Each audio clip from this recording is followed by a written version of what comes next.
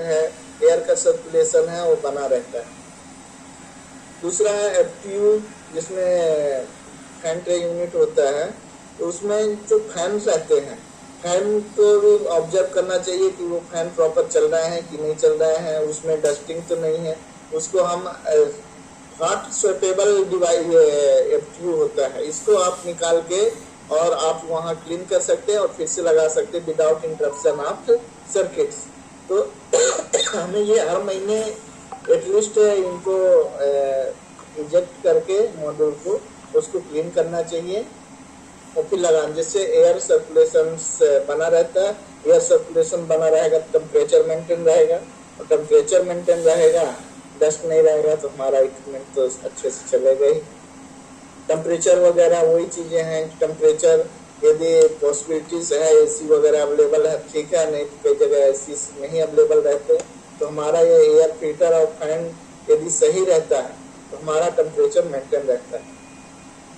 Fibre patch chords का रहता है।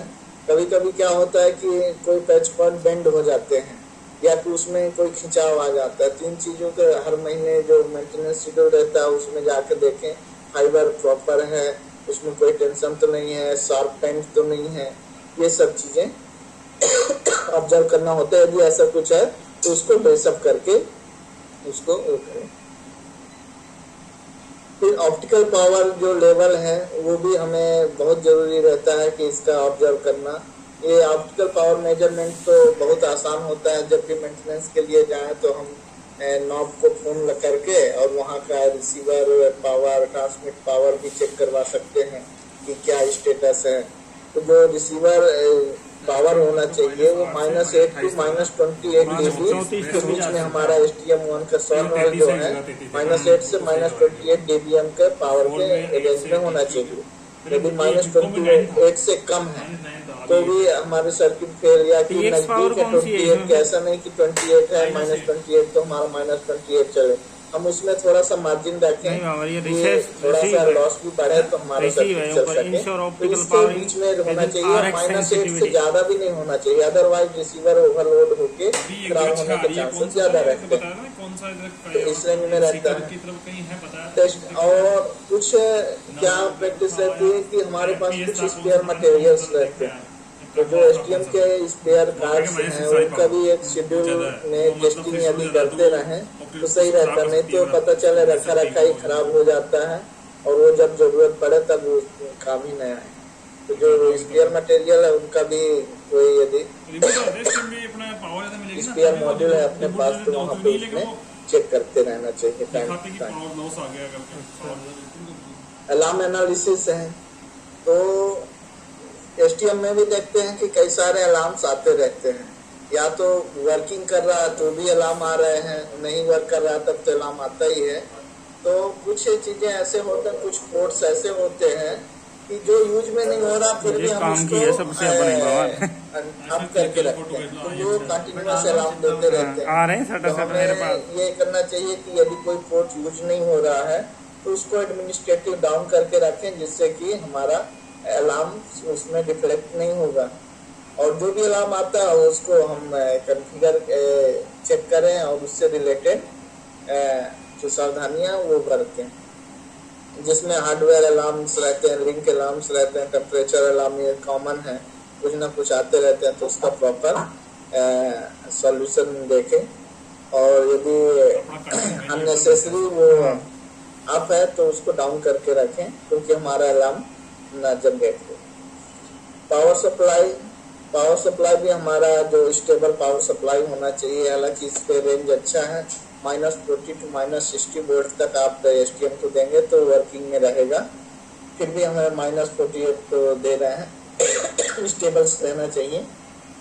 और अर्थ रेजिस्टेंस की वैल्यू 1 ओम से कम होनी चाहिए। ये चीज़ें भी कई जगह चैलेंजिंग होता है कि 1 ओम नहीं हो पाता है, लेकिन फिर भी जितना अच्छा अर्थ रेजिस्टेंस रहेगा हमारा लाइटिंग वगैरह में कभी इक्विपमेंट खराब नहीं होंगे।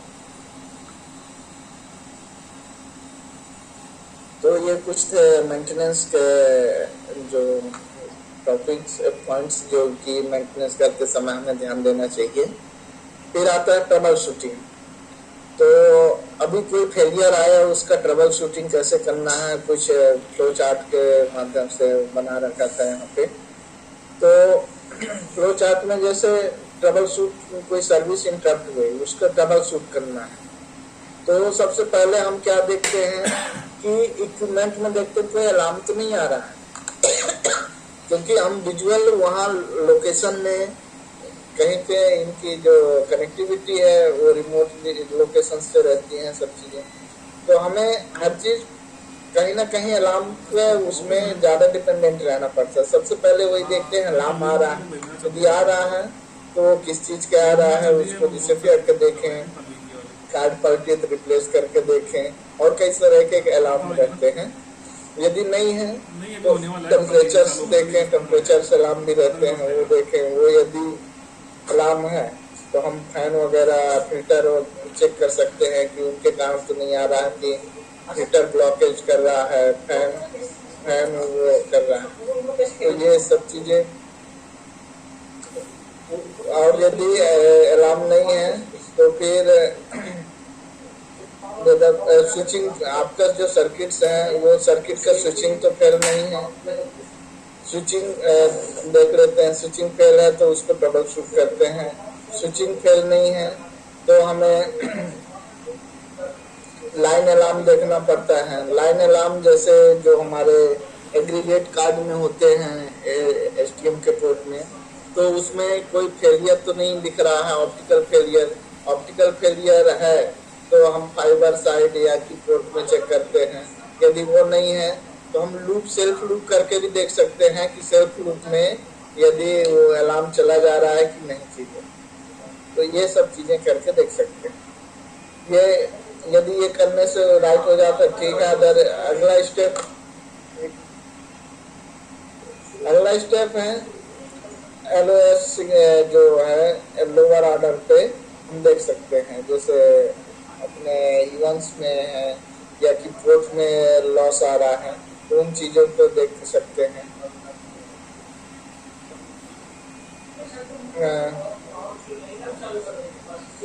अभी इसके बाद भी नहीं होता है, ये देखने से यदि सॉल्व हो सकता है तो ठीक है, अदरवाइज हमें कॉन्फ़िगरेशन भी चेक करना पड़ता है कि कॉन्फ़िगरेशन सही है कि नहीं है। कॉन्फ़िगरेशन सही नहीं है तो हम कॉन्फ़िगरेशन चेक करके मॉडिफाई करते हैं।